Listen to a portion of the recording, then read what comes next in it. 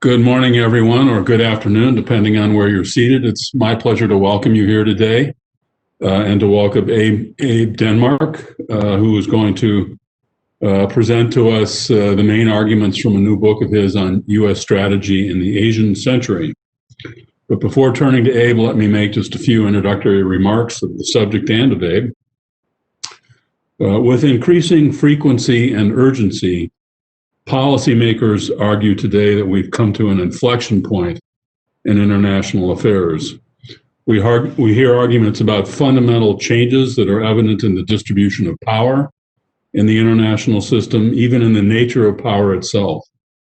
We hear about new challengers that are emerging to the US-led liberal international order that has helped provide for a, quote, long peace and a period of unprecedented prosperity. And in the United States, of course, there are new and more profound questions about whether the principles that have long guided American engagement in the world remain valid or should remain valid.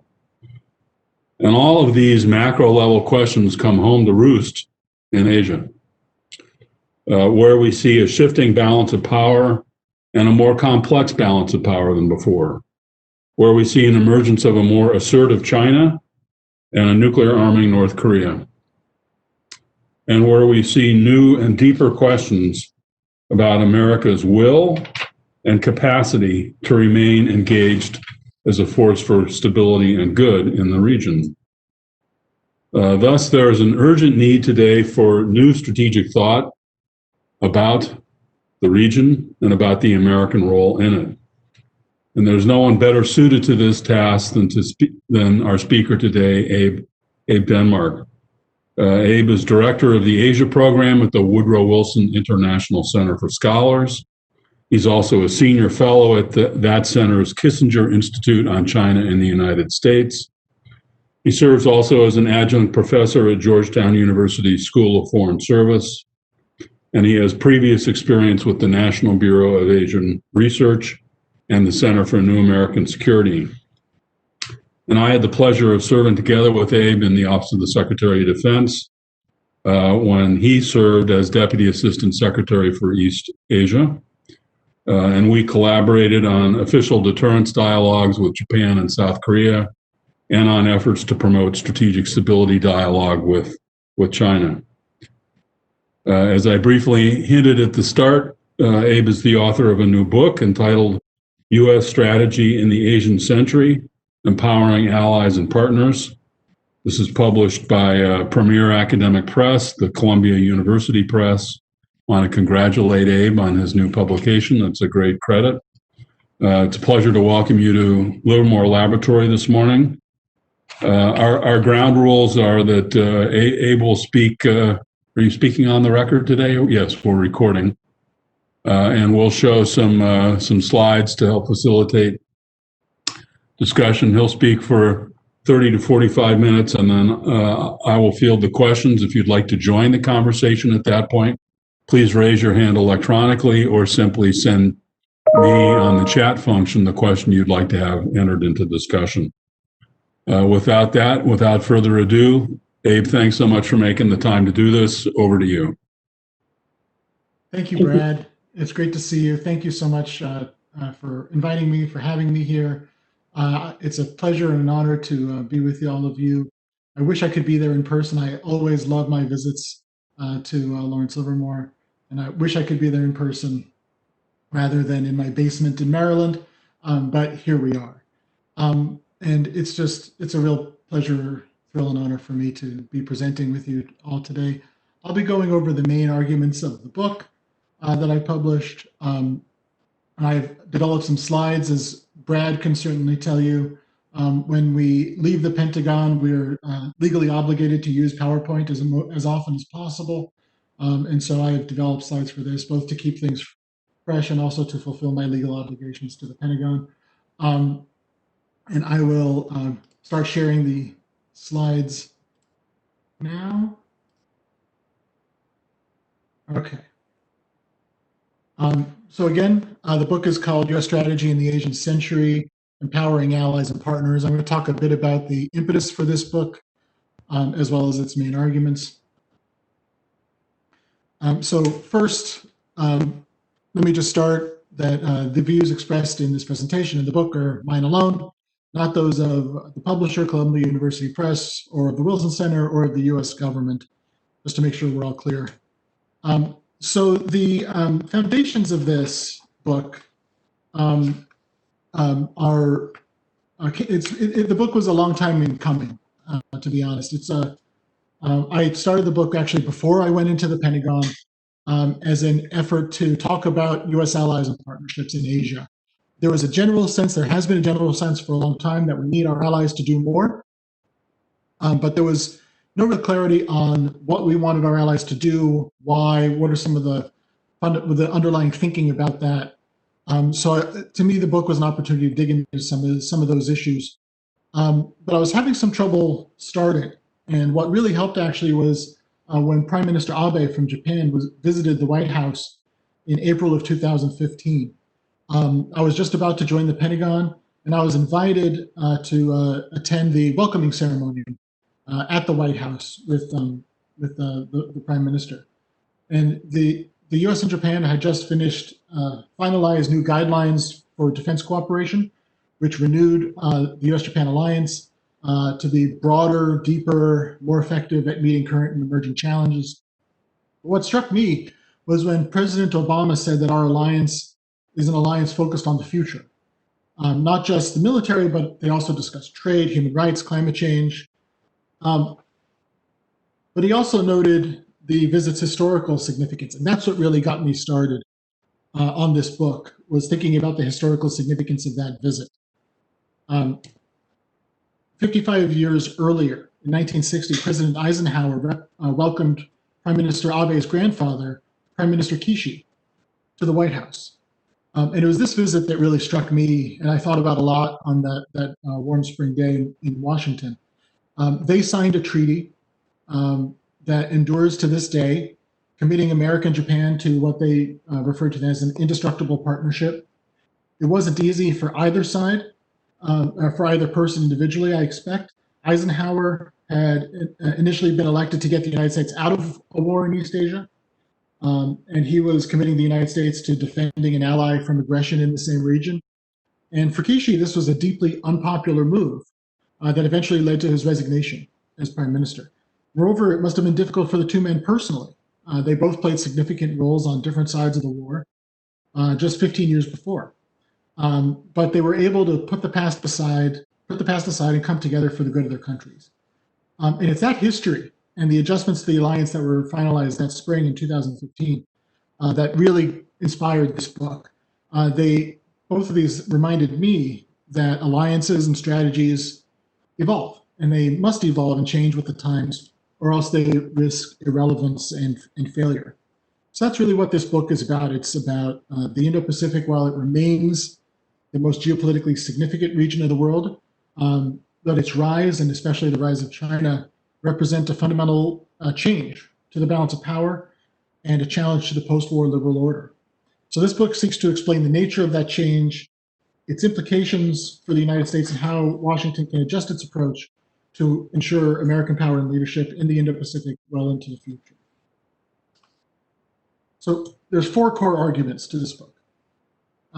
First, fundamentally, it tries to define U.S. China competition, and we'll dig into each of these in order, as over both power and order. Second, it describes shifts in the regional balance of power and argues that those shifts threaten the foundations of the post-war liberal order. Three, it argues that U.S. strategy must evolve, and four, it describes how the U.S. should evolve a strategy to revitalize the existing liberal order for the 21st century. And throughout the argument, talking about the critical role that allies and partners play and should play in U.S. strategy. So let's talk about the first argument, that U.S.-China competition is over power and order. It's first, I think, important to start with understanding what these concepts mean and how they differentiate. When we talk about power, we mean broadly measurable understandings of what a country can do in terms of its national characteristics, be it wealth, political stability, military might, political influence, soft power, whereas order is the rules of the road, the operating system that established in an international system that uses laws, norms, and institutions to shape the behavior of states and seeks to channel disputes over competitive and at times contradictory interests into more diplomatic modes of resolution.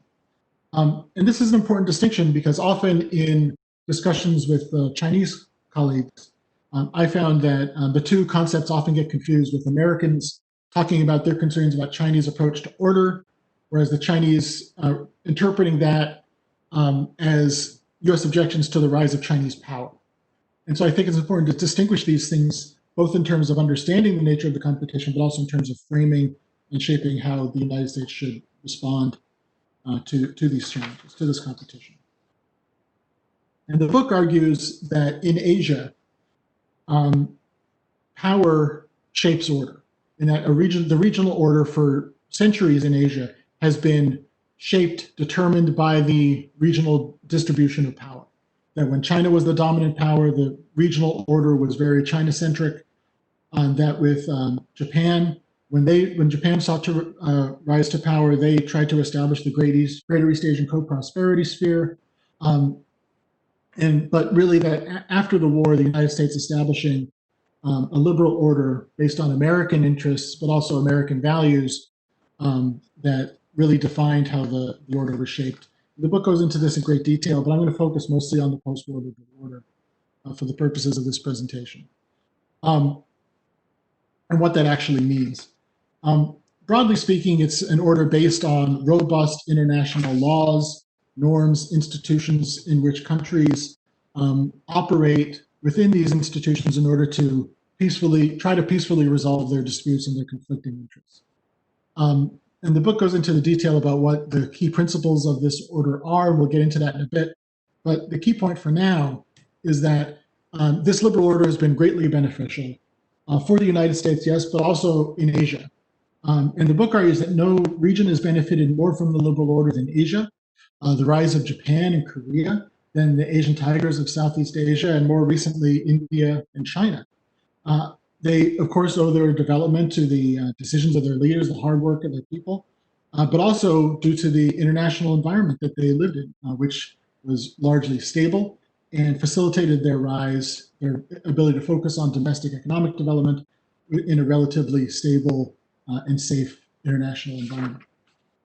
Yet, despite the benefits of this order, the United States and the rest of the Indo-Pacific, one of the ironic results of that success has been the emergence of new challenges to the health and success of that liberal order. And the book identifies two primary challenges, which are fairly interrelated. One being rising uncertainties about the sustainability and reliability of American power in Asia. And two, the rise of China and China's approach to international affairs. I'm going to address both of these in turn. First, in terms of uncertainty about American power. The book describes it both in terms of uncertainty about the sustainability of American power based on economic challenges that we face, budgetary pressures, limiting our defense budgets, limiting other budgets that other countries look to as demonstrations of American commitment, but also the reliability of American power. That many in Asia especially are concerned that the United States is prone to strategic distraction, that we get involved in international conflicts, international commitments that are secondary, of secondary importance, secondary interest for the United States, and especially secondary interest for them. But also they see rising questions within our politics about the role of the world, the role of the United States in the world, whether the United States wants to continue to lead. And the book points to several exacerbating factors that have driven these concerns about the role that the United States is going to play, be it the 2008-2009 financial crisis, the wars in Iraq and Afghanistan, but more recently, the Trump foreign policy and his questions about the utility of alliances, about the role of the United States in the world, but also the U.S. response to the COVID-19 pandemic, raising questions about the fundamental ability of the United States to govern itself, to take care of its people, let alone to act effectively outside of the United States itself. All of which seems to be exacerbating concerns about American power. But the other side of this coin, and I think more significantly, has been the rise of China and what that represents. Now, when a few years after Xi Jinping came to power, they broadcast that China was entering a new era called Xi Jinping Thought on Socialism with Chinese Characteristics for a New Era, which I can tell you rolls off the tongue in English as well as it rolls off the tongue in Mandarin. But to me, this raised immediate questions. What is this new era? And this is really where the book starts when talking about what China wants. And the best answer that I've found in Chinese sources on this question is, what is this new era? What does it mean for what China is trying to do? Was expressed this way, that under Mao, China stood up. And China stood up against what they see as hostile foreign powers, and China stood up as the People's Republic of China. That under Deng Xiaoping, China got rich. And now under Xi Jinping, China will grow powerful. China will translate the wealth and the economic capabilities that it's developed into geopolitical power, including military power. So the book tries to explain, what does China actually see? If you read what Xi Jinping says, he talks about that China is going to achieve the great rejuvenation of the Chinese nation. But the book argues that what we're going to see is unlike any other major power that we've competed against before. That its foreign policy, its approach to international affairs is motivated primarily by domestic interests, but also shaped by the unique history and ideology of the Chinese Communist Party. And in terms of its approach to international affairs, it describes the Chinese, the party's approach as exceptionalist, especially its approach to international order, in that it is neither entirely status quo nor is it entirely revisionist, at least explicitly. What it is trying to do, however, is carve out exemptions for itself when it finds that the established international order, be it laws, norms, institutions, if they run counter to Chinese interests, then they try to carve out exceptions for themselves based on this exceptional understanding of the Chinese nation, of Chinese civilization, very different from what we understand to be American exceptionalism, for example. And in this approach, they do implicitly reject the sovereign equality of nations. The idea is that China is special and deserves some special status in the international order. And so the vision that they have for the international system, as described in the book, is China to be at the center of an informal hierarchical system in which China is regionally dominant and globally influential, which no major issue of geopolitical consequence can be decided upon without the question going through Beijing, either explicitly or implicitly. The term that one often hears from Chinese diplomats is this phrase, "hebutong," which is harmony, not uniformity. And that reflects a approach that I think was best stated by a Chinese diplomat who is talking, actually, the Chinese ambassador, who was appeared a few months ago on Fareed Zakaria's show on CNN. I thought it was a great example of a hebutong attitude and approach. Fareed did a very good job of pressing the Chinese ambassador on what China has been doing about violating one country, two systems with Hong Kong, oppressing Uyghurs in Xinjiang, its recent assertiveness in the South and East China Seas. And the Chinese ambassador responded, I'll quote here, I'll quote, "The fundamental question for the United States is very simple. Is the United States ready or willing to live with another country with very different culture, very different political system and economic system? Whether the United States is ready to live with it in peace and cooperate on so many and still growing global challenges, I think this is a real choice. This is a fundamental choice people have to make," end quote. So to me, there's two things to note about this approach. China describes itself as having every right to do what it believes that's in its interests, and that the world needs to come to terms with that. Second, it assumes that the United States objects to China's rising power. And again, this is reflecting the difference between order and power. And that this, to me, ultimately reflects the idea that China's leaders believe that China does not need to adapt to the world, but rather it is the world that needs to adapt to China and live in harmony with China. So the goal, I think, is to adjust the order to reflect the interests and needs of the Chinese Communist Party. Ultimately, this means more institutions and laws that are weakened or more compliant to the interests of the party, and especially, as well as a more circumscribed role for the United States, especially in the Indo-Pacific. So that's the argument about what China is looking to gain. So what does this mean for U.S. allies and partners? How does this look from their perspective? The book argues that they generally see China as economically important, but that is not translated into geopolitical alignment or geopolitical support. Broadly speaking, the U.S. is seen positively by most U.S. allies and partners, actually by most countries in the Indo-Pacific, with a few exceptions. But with a few exceptions, President Trump is not seen positively. So I think importantly, there's a distinction in the minds of many many people in the Indo-Pacific, and Pew polling will show this, as I'll show in a minute, that they see a distinction between the role of the United States and President Trump's policies. So to me, and my sense is that they continue to look for to the United States for leadership. I've been in innumerable conferences around the region, both in person and in the last few months virtually, in which there'll be a constant rundown of all the problems in the United States, the unreliability, the issues I mentioned before, concerns about the sustainability and reliability of American power. But at the end, when asked, so what do we do about it? The answer usually is, we need the United States. As was said in NATO during the Cold War, they're the only Americans we've got. And so I think for most allies and partners, there's some discomfort with U.S.-China competition.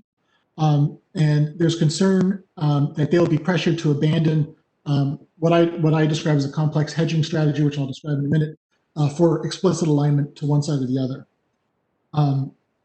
either the United States or the Chinese. And so what I describe in Asia and what the competition is going to look like and how the allies and partners view the region is a hierarchy. It's an overlapping system of competitive hierarchies across different elements of national power. And so they see, in one case, the United States may be dominant, say, in a trade community, whereas they see the Chinese dominant on technology standards. And so I expect a lot of U.S. allies and partners to try to pick and choose how they align, how they engage with these different systems, at times potentially engaging with both at the same time in order to maximize their flexibility. I'll describe that strategy in a bit. But the idea is that the United States and China are developing differing systems across all elements of national power. And that's what our competition is looking like. It's not just the military, ideological competition that we saw in the Cold War, but it involves all elements of national power. For example, in trade communities, security mechanisms, technology standards, infrastructure, there is a Chinese approach to this, that they're trying to attract the region's middle powers, the world's middle powers. And the book argues that the United States needs to have compelling alternatives. So for instance, we have very strong security mechanisms that we can compete with. Our infrastructure efforts to compete are small, but they're developing. In terms of trade communities, it still seems very uncertain. So if the United States is going to compete effectively with China, especially when it comes to the alignment of countries around the world, it's going to need compelling alternatives, compelling communities across all elements of national power in order to give these countries a choice. I call it the confidence to compete. So what our allies are doing with this viewpoint is what I refer to as complex hedging. Most of the way we talk about hedging strategies is that there's this idea that countries are going to try to either bandwagon with the Chinese or balance with the United States externally or balance internally.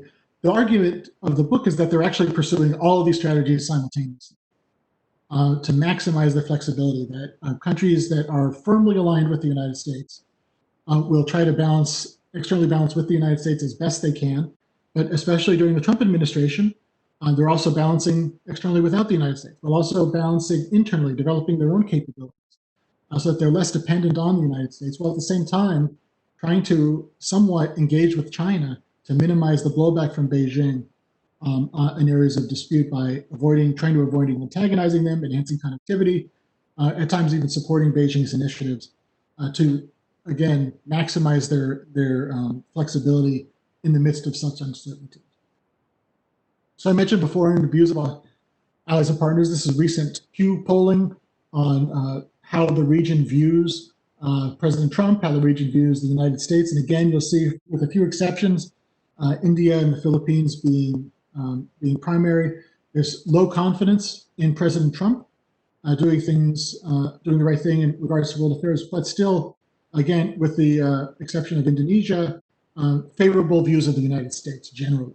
I think that bifurcation is important for American strategists looking forward. But to me, the last point I'd make is in terms of preferring American leadership, the United States is still very high across the region, even in countries like Indonesia, where the United States is not even seen very positively, let alone President Trump. We still get higher marks than countries like China, or even don't know neither. But here's, to me, the key point, is that most of the region, most of the world sees China as likely to be a dominant power in the region, especially important in the region. Yet, even regardless of that, by far and away, more than triple the score of China would like to see the United States be the leading power. There's still a lot of support for the United States in the region, despite expectations of China's rise. So this leads to a situation in which the United States is seen by our allies and partners as a security provider, a provider of public goods, but inconsistent, distant, easily distracted, with relative capabilities being somewhat questioned. Whereas they see China as an economic partner, self-interested, but able to engage the region consistently. They're geographically close, they're focused, and again, questions about their capabilities. So the argument of the book is that our allies and partners are tremendous geopolitical assets for the United States. And when we talk about the rise of Asia, the reason I call it the book is called the Asian century, not the Chinese century, is because other countries are rising as well. And it's not just China. You see, the Philippines economy is rising fast. India, Vietnam, a lot of these countries have rising economies, have had rising economies, rising at a pace faster than that of the United States. And if you look at sheer GDP, even if the United States economy has been slowing by some measures, I think this is per capita GDP, this is overall GDP, excuse me, by PPP. If we add that of allies and partners, we still have significant advantages over the Chinese. So what is the strategy that the book then turns to? It takes up half the book. I'll do a very short version of it for the purposes of this presentation. First, it says that the United States should seek to counteract changes to the regional balance of power by, as we'll see, by rebuilding American geopolitical strength, by empowering our allies and partners. Second, that the United States should oppose China's exceptionalist objectives. And three, we need to do that by revitalizing 21st century. And to do that, we need to, as I mentioned, revitalize the liberal order for the 21st century in terms of adjusting institutions, adjusting our approach to laws and norms. Second, by empowering our allies and partners so that they can contribute more to the regional liberal order and its health and success. Three, by revitalizing our own power, both at home and abroad. And fourth, by reconceiving the conception of our competition with China. I'll go into these in a bit of specificity. In terms of revitalizing the liberal order for the 21st century, the idea is that the 21st century, the future of the order cannot be driven by Chinese power, but rather by the power of the United States supported by its allies and partners. Together, that is a compelling base of power in which to shape the future of the regional order. That it needs to be based on liberal principles that will be key to the success of the post-war order, such as common rules and norms, liberal economic systems, and adopting participatory democratic systems of government. And finally, by developing new norms and laws for emerging technologies, such as cyber, hypersonics, reforming old, building new international institutions, and especially enhancing governance and infrastructure, which has important normative benefits. But I argue in the book that governance infrastructure especially would also help in the U.S. efforts to compete with China for influence across the region around the world. Second, to empower our allies and partners to contribute more to the regional liberal order. That the U.S. can look beyond the hub and spoke approach to a more networked approach of its allies and partners, with the United States still at the core, that encourages multilateral and minilateral cooperation among allies and partners, sometimes with, sometimes without the United States. But also that the United States needs to look beyond security, reconceiving of our alliances, especially, not just as military security partnerships, but rather as a platform for coordination and cooperation across all elements of national power. And that we can network this cooperation among like-minded nations, working towards shared interests based on liberal principles, supporting an international liberal order that benefits everybody, rather than casting it simply as you need to be on Team America going against the Chinese. 3, and I talk about this a lot in the book, the need to revitalize American power at home and abroad. By increasing participation in international institutions, in my opinion, if we have concerns that China has too much influence in the WHO, the answer to that is not to withdraw from the WHO, but rather to double down, ask why China has so much interest in it, and then figure out how we can improve our interests, our influence, and that of our allies and partners, which again, I think structurally we should have significant advantages in. Secondly, additionally, deepening engagements with ASEAN. We have not had a confirmed ambassador to ASEAN since the beginning of the Trump administration, and other multilaterals, deploying more diplomats and foreign military assistance to Asia, fighting corruption and enhancing governance. To my mind, this deals with U.S. Competition with China directly, that we need to have that if we're confident that we will have a more attractive alternative to what the Chinese are proposing in a fair, transparent process, then we need to be able to make sure that countries are able to fight corruption, enhance governance, to give them the opportunity to engage with us on a fair and even playing field. Finally, to enhance both the U.S. military capabilities in the region as well as those of our allies and partners, and to tailor those capabilities to the needs of developing countries especially. That too often what we offer in terms of military support is too expensive, too advanced for what these countries are looking for and need. That if we can work with our allies to offer them cheaper, more sustainable, frankly, less capable systems, then they would be able to, at the very least, defend themselves, defend their own autonomy, which ultimately would help us in our competition with China, but also encourage them to play more of a role in the international order. And fourth, reconceive of competition with China. That too often competition, well, the past few years with China has been described as an end in itself, that anything that's bad for China is good for the United States and vice versa. But so the argument of the book, and to my mind, competition is a strategy, it's a tactic, it's not an objective. And we need to know what we're actually competing over, what we're competing for. And to me, the objective of our competition with China needs to be in the preservation of the liberal order by emphasizing our values and the quality of our engagements, that liberalism, both economic and political, is our strength, not our weakness, and that we can double down on that as part of our competitive strategy. And by, as I've said before, offering competitive alternatives to Chinese systems and initiatives, and finally, having that confidence to compete. That by giving countries the ability to say there's the American system, there's the Chinese system, I believe firmly that the United States would win far more often than the Chinese system in a fair and open competition. So this is on Japan, for example. In terms of security system, the Japanese have been really a leader on this, and I'll just use this as an example.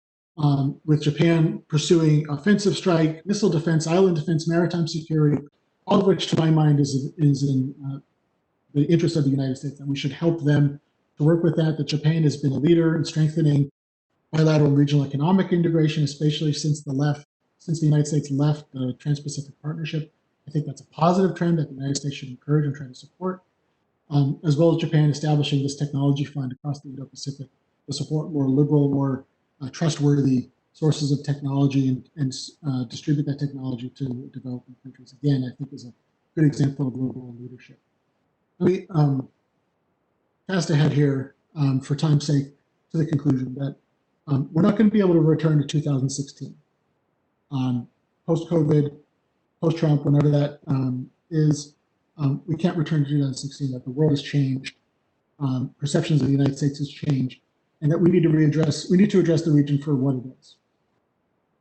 My conviction is that the United States is still best positioned to lead, that the region wants us to lead, but we can't do it alone. The book describes alternate paths if we don't empower our allies and partners in our strategies towards the region, either just take on more weight unilaterally, which is increasingly unsustainable, considering the debt that we've been accumulating, the economic challenges that we've been facing. Or we could pull back and just have a diminished role, which I think would be destabilizing for the region, or just have hollow leadership where we say big things and not follow through, all of which I think are much more negative, rather than have negative outcomes rather than seeking to empower our allies and partners and lead with them towards a more sustainable future. So one of the things I heard a lot when I would visit Lawrence Livermore, and visit Silicon Valley is the phrase adapt or die. And I think that's a good summary of the book's arguments, that the world is changing and we need to adapt to it if we're going to remain relevant, if we're going to continue to achieve our goals and assert our interests. And with that, I'll stop here. I'll stop sharing my screen. And thank you very much. Abe, that was great. Thank you. A real tour de force